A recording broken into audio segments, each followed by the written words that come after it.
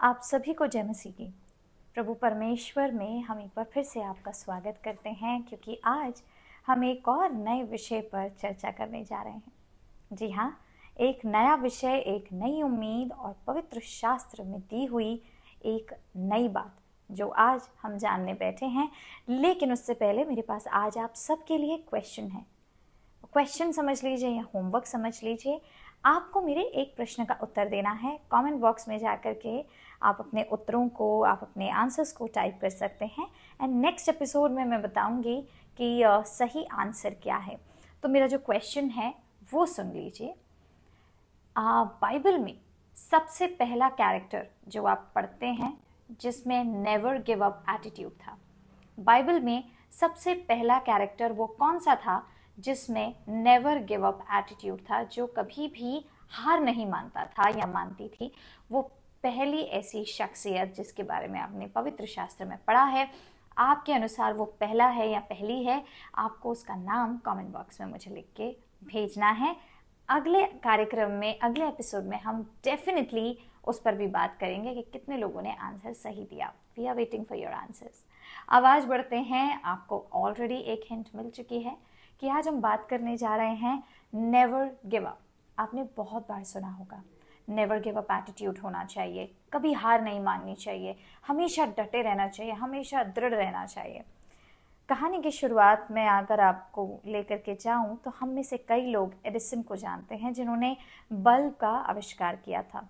वो अपनी जीविका में, अपनी लेखनी में उन्होंने ये बताया है कि उस एक बल्ब को बनाने से पहले 999 टाइम्स वो फेल हुए थे, क्योंकि बल्ब के अंदर एक फिलामेंट लगता है।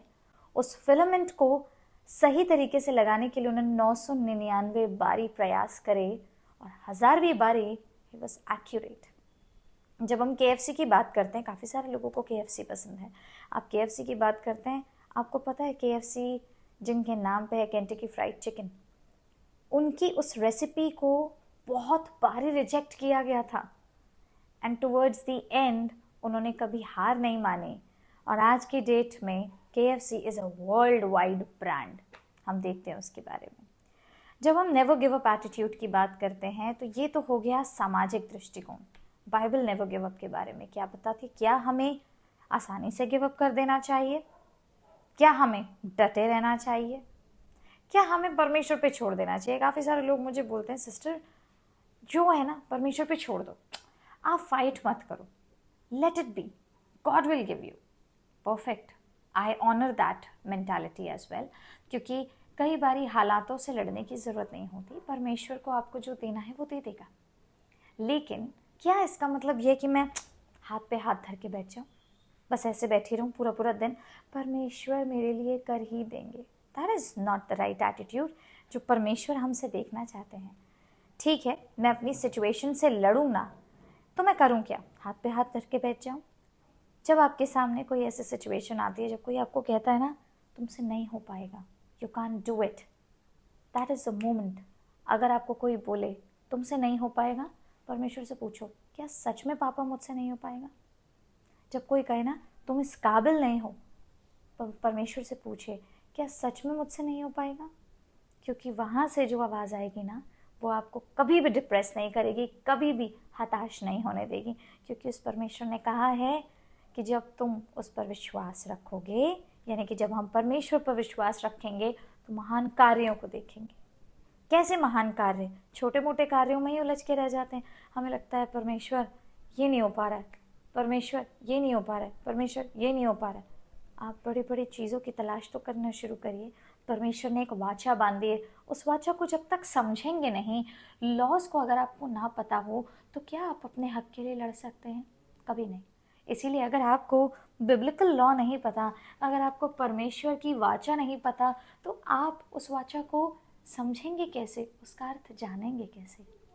आज के इस भाग में हम यही बात करेंगे कि never give up attitude according to Bible प्रभु परमेश्वर क्या बताते हैं। अब चलिए हम दो तरीके के एग्जाम्पल्स लेते हैं। सबसे पहला एग्जाम्पल लेते हैं पतरस का।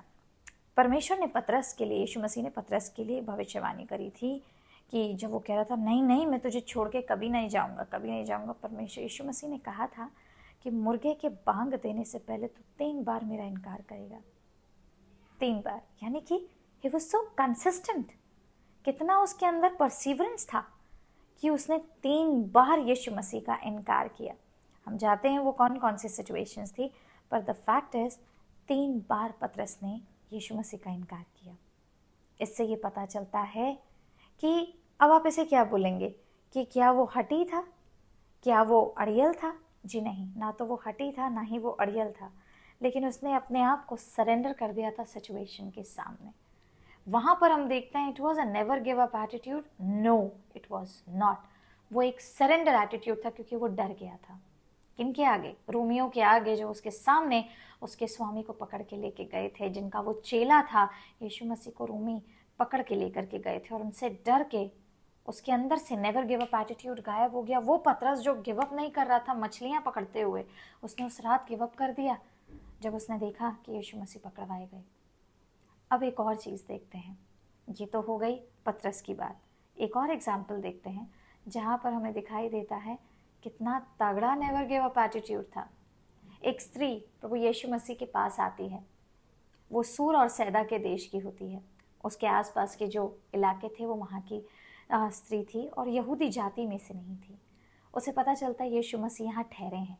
वो अपनी बेटी की दुष्टात्मा से मुक्ति दिलाने के लिए उनके पास जाती है और उन्हें कहती है, प्रभु उसमें दुष्टात्मा है, आप कुछ करो ना।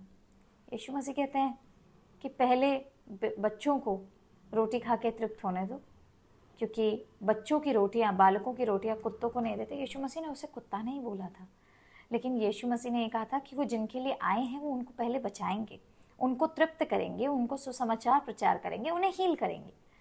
उस समय उस लेडी की आप परसिस्टेंस देखिए। एक तरफ आपने पतरस देखा, अब एक तरफ इस लेडी को देखिए। इसका नाम आपको बाइबल में कहीं नहीं मिलेगा, क्योंकि इसके बारे में सिर्फ वहीं एक वर्णन दिया हुआ है। और इस लेडी के बारे में बोला जाता है कि इसकी परसिवरेंस इतनी थी कि उसने कहा, जो उत्तर उसने दिया, उसने यीशु मसीह को भी हैरान कर दिया उसके विश्वास की वजह से। उसने उत्तर में क्या कहा कि जो चूर चार बालकों की मेज से गिरता है वो तो कुत्ते खा सकते हैं ना। आप सोचिए, वो जानती थी कि परमेश्वर यीशु मसीह उसे ह्यूमिलिएट नहीं कर रहे हैं, but how come she had that kind of faith जो उस जाति से नहीं थी। उसके पास में वो विश्वास था और उस विश्वास के द्वारा उसी क्षण उसकी बेटी चंगी हुई। और यीशु मसीह ने कहा, तेरी बेटी तेरे विश्वास के कारण भली हो गई है, चंगी हो गई है। आप एक बार सोच के देखिए, एक ऐसी लेडी जिसका नेवर गिव अप एटीट्यूड, अगर आज की किसी लेडी को बोला जाता तो आई एम वेरी श्योर मोर्चा निकल जाता अब तक तो। How dare you to talk to me like that, और पता नहीं क्या क्या क्या क्या। लेकिन उसकी ह्यूमिलिटी थी, उसने अपने आप को हालातों में सरेंडर नहीं करा, उसने अपने आप को यीशु मसीह में सरेंडर करा। अगर आपको नेवर गिव अप एटीट्यूड रखना है तो आज इस वीडियो के माध्यम से आपको सिर्फ यही बताना चाहते हैं कि अगर आप हालातों के सामने झुक गए, अपने आप को कभी भी नेवर गिव अप एटीट्यूड वाला इंसान मत कहिएगा। लेकिन अगर आप यीशु मसीह के सामने झुक गए तो आप नेवर गिव अप एटीट्यूड वाले इंसान हैं, क्योंकि यीशु मसीह से जो सामर्थ मिलती है वो आपको कभी भी किसी भी हालात में गिव अप करने नहीं देगी। आज से कई साल पहले मुझे भी किसी ने कहा था, तुमसे नहीं हो पाएगा, तुम नहीं कर सकते, बट ट्रस्ट मी, मैंने उस समय किसी की नहीं सुनी, मैंने सिर्फ अपने परमेश्वर की सुनी।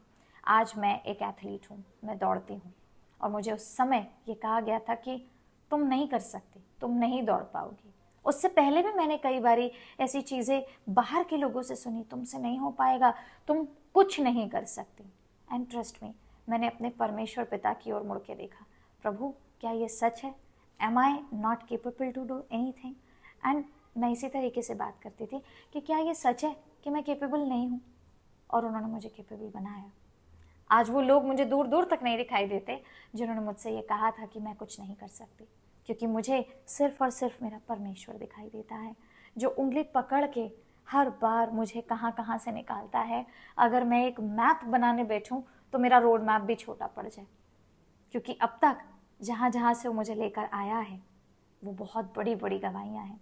लेकिन आज इस वीडियो के माध्यम से मैं आपको सिर्फ इतना ही बताना चाहती हूँ कि हमेशा ये याद रखिए, हालातों के सामने झुक गए तो नेवर गिव अप कभी नहीं आएगा।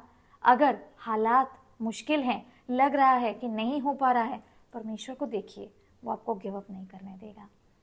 हमें इंतज़ार रहेगा आपके नेवर गिव अप एटीट्यूड यीशु मसीह के द्वारा एक गवाही का, और वो मोमेंट का जब आपने यीशु को पुकारा और उसने आपके हालातों पर आपको विजय किया। With this I am very sure आप बनने वाले हैं नेवर गिव अप एटीट्यूड वाले इंसान, वो व्यक्ति, वो महिला, वो भाई, वो बहन। Take care.